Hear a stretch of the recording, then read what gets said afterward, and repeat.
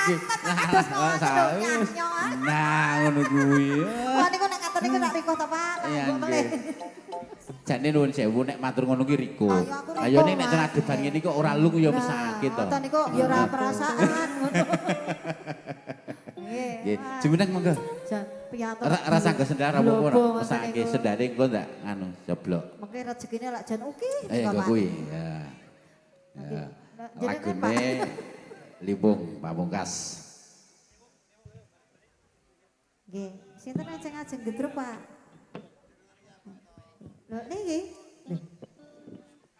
Penyanyi ini dandan putri. Mau wis waroan saiki kok gedruk. Kalau ketruk. Jadi timbul piro.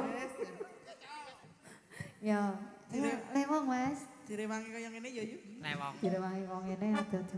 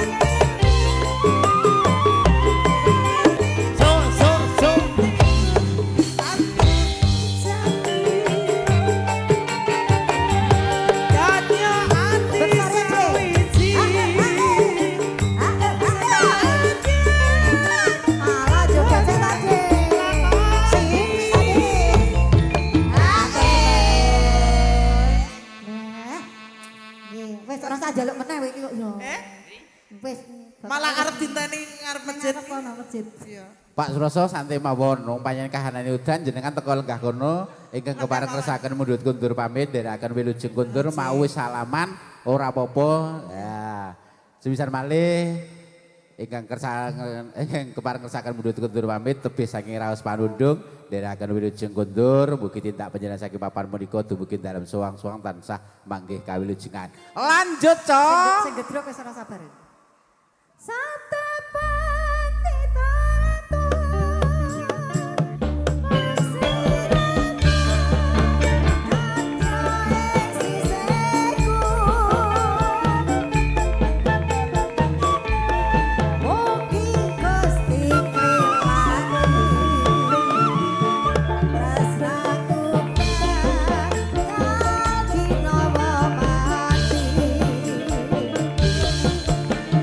Yo!